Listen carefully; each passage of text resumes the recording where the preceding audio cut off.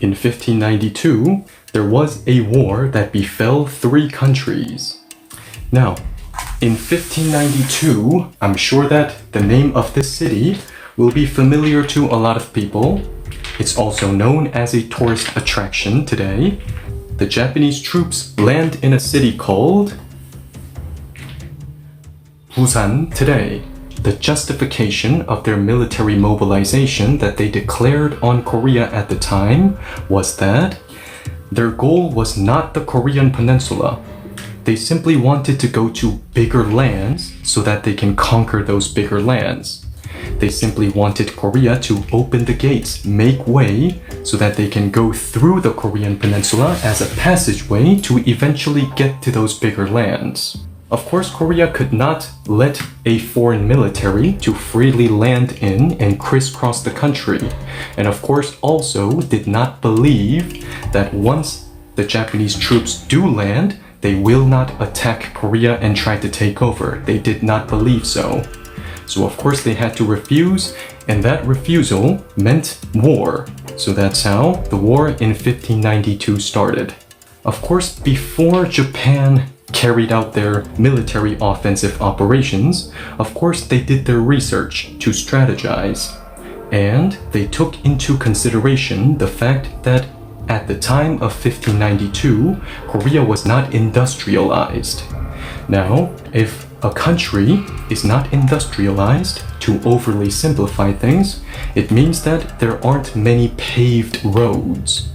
And if there aren't many paved roads, it means that, well, supplying in a large scale, in an efficient manner is difficult, because you can't load your supplies on carts with wheels and carry them around without any paved roads.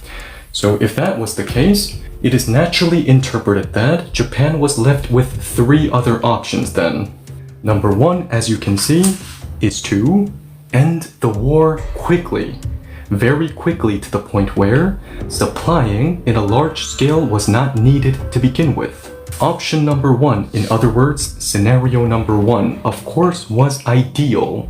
Of course, from Japan's perspective, if they can achieve their goals, take over Korea in the least amount of time, with the least amount of effort, of course, why not? It was ideal. And at first, this scenario number 1 of ending the war very quickly, seemed like it was coming into fruition. Because, especially in these times, what is the best way to end a war very quickly? One of the best ways to end a war very quickly is to capture the king. So, Japan sent a spearhead unit to a place called Hanyang. Hanyang, which is called Seoul today. Today it's called Seoul, being the capital of South Korea, but in 1592 it was called Hanyang, and it was still the capital of Korea. Of course, it meant that the king was in Hanyang, and they sent a spearhead unit to advance very quickly to capture the king. Now, as I said, at first, this scenario number 1 of ending the war very quickly by capturing the king seemed like it was coming into fruition, because the spearhead unit goes to Hanyang from Busan in record time, in an absurdly fast pace. It only took them 20 days to reach Hanyang. Now some could say, is that really an absurdly fast pace? Well, I would say it is, because it's not just traveling from Busan to Hanyang. It means that along the way, they must have fought Korean army units, defeating them, taking over and burning down castles, and every now and then camping. Now, doing all of that, still, it only took them 20 days to reach Hanyang. So that's why they were confident that they must be able to capture the king and end the war very quickly. However, what they did not take into consideration is the fundamental difference in societal structure between Korea and Japan. Now, Japan at the time was a federation of independent factions. Yes, of course, they were under the same banner, under the same flag of Japan, but at the end of the day, they were still independent factions. So, what you could see very often happen in Japan at the time of 1592 was that, for example, if a faction falls under some kind of a foreign attack, for example, the rulers of that faction could not flee, take refuge in other factions asking for help. Why is that? Because, let's say this is my faction. Now I'm the ruler of this faction.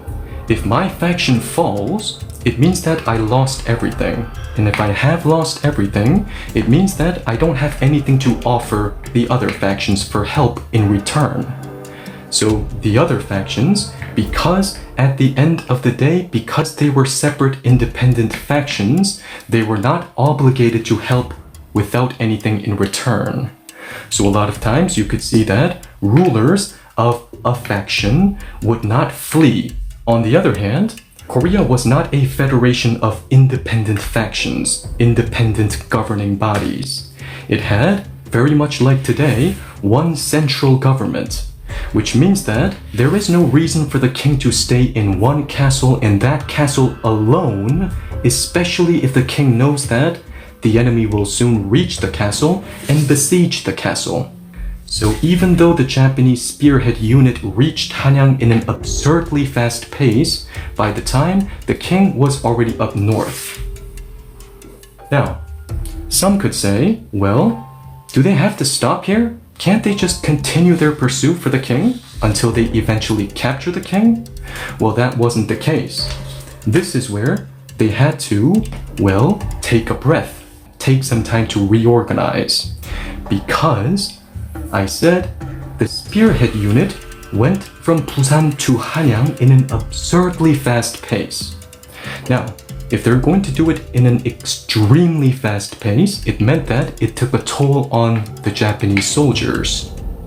Because, of course, Japanese soldiers were individually carrying their individual supplies. However, those individual supplies were too heavy to carry around, especially when the Japanese soldiers had to advance from Busan to Hanyang in an absurdly fast pace without any kind of rest. So what happened was, even though it is against military law, a lot of Japanese soldiers threw away their individual supplies. A lot of times, doing so by burying them underground, because they will be punished by military law, according to military law, if they get caught doing so, if they get caught throwing away their military supplies. And plus, from Japan's perspective, they thought that it wouldn't matter in the long-term perspective anyway, because they thought that they would capture the king and end the war very quickly anyway. But of course, we all know that that did not happen. So therefore, because they were not equipped to continue their pursuit for the king, now the second option that they turned to was to use waterway. Now once again, I said because Korea at the time was not industrialized, there weren't many paved roads on land. Therefore, they can't move around to deliver their supplies on land. So that's why they wanted to end the war very quickly. If that's the case, ideal. But now that did not come into fruition. Option number 2, waterway. If that's the case, let's take a look at the terrain of the Korean peninsula. Now as you can see, the east side of the Korean peninsula, a lot of mountains, mountain chains. So therefore, rivers do not start from the east. Usually, rivers start from the west, which means that if Japan were to load their supplies on ships, they have to travel across the southern sea of Korea, go to the West Sea, and then have access to rivers here, so that they can, well, deliver the supplies through rivers to the army units in the mainland. However, something happens that works as a barrier for Japan to use waterways as supply routes. And that barrier surprised Japan, of course, but more so Korea. It surprised Korea themselves even more. Because I said the spearhead unit was able to reach Hanyang from Busan in 20 days. What does that mean? Now it means that the Korean army was not able to present any kind of a meaningful opposition. They were severely overpowered. It was like an adult fighting a child. So literally speaking, if they fought 100 times, they lost 100 times, Korea that is. This is the reason why it was shocking when a Navy Admiral of Korea led 24 naval battles into victory in a row in the Southern Sea. So why is this crucial? Because once again, if Japan were to use waterways to ship their supplies, they have to be able to crisscross the Southern Sea, go to the West Sea, and then have access to rivers. However, this Navy Admiral stopped the Japanese Navy from crisscrossing the Southern Sea, which of course by extension stopped them from having access to the West Sea and of course rivers. Now, this is why this Navy Admiral to this day is very much respected and revered. You might have seen this statue. It's very close to Gyeongbokgung Palace. This is the Navy Admiral who we are talking about right now. His name is Admiral Yi. That's why there's a statue, and that's also why he is one of the coins in Korea. So, the fundamental difference in societal structure was what stopped Japan from ending the war very quickly. Admiral Yi was the factor that stopped Japan from being able to use waterways as supply routes. So now, Japan had to turn to option number 3, which is to plunder. Of course, if you cannot have supplies delivered to you, well then why not take it here? If that's the case, of course a lot of items altogether constitute supply. Out of all items that constitute military supply, now what do you think is the most important, the most fundamental? The most important is food. You have to take care of that first and then think about other items.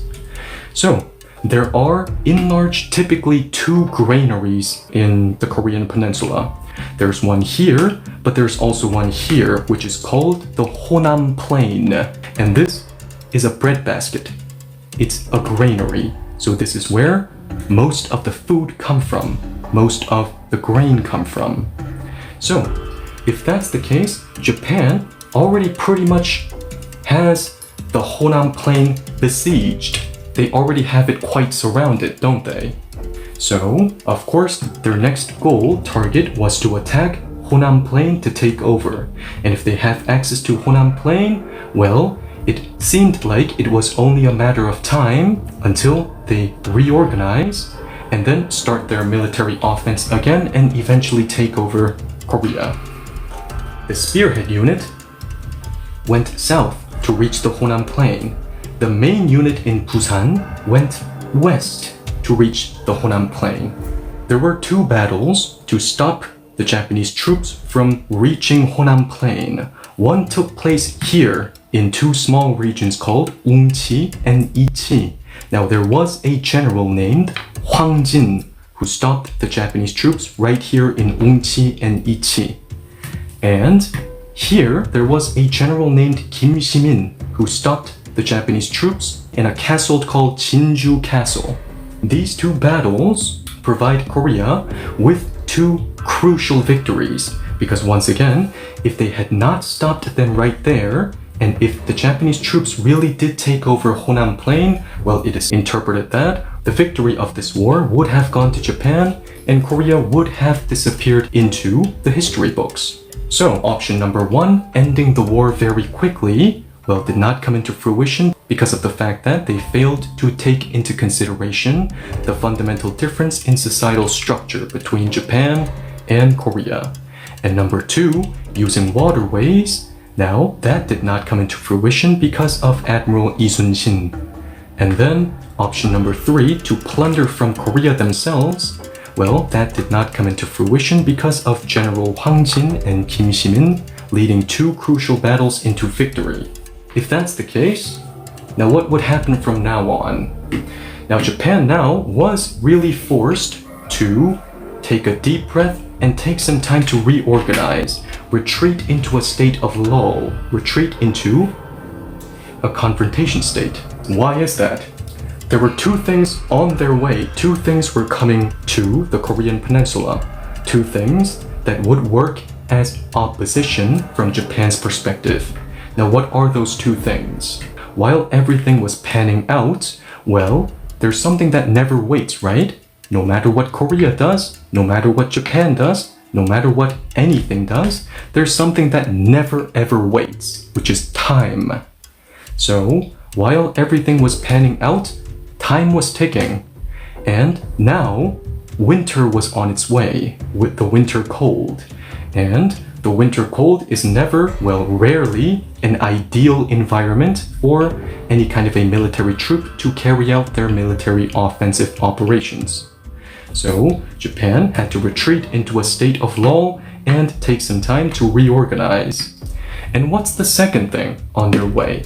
Now let's rewind everything to the very beginning of today's class. I said when Japan was first mobilizing their military troops, they said, we want to go through the Korean peninsula to travel to bigger lands, to conquer them. Now, bigger lands, that's a very vague term. I made it vague, but let's try to rephrase it, reword it a little bit more specifically. What are in those bigger lands? Well, countries like China, Mongolia. If that's the case, China knew about this. China heard the news that Japan was on their way to attack countries like China, Mongolia. If I were to put myself in China's shoes, I would say, well, then why fight the war in our lands? If we fight the war in our lands, now our lands will be under war. Our lands will burn. So, why not fight in Korea then, to stop them here? So, two things working as opposition for Japan now, winter and China. Because of course, Korea, they had to fight. China, they did not want to fight the war. In China, of course, they want to fight it here. They would stop them here. Okay, so Japan had to put a halt to all of their major offensive operations and really take some time to re-strategize and reorganize.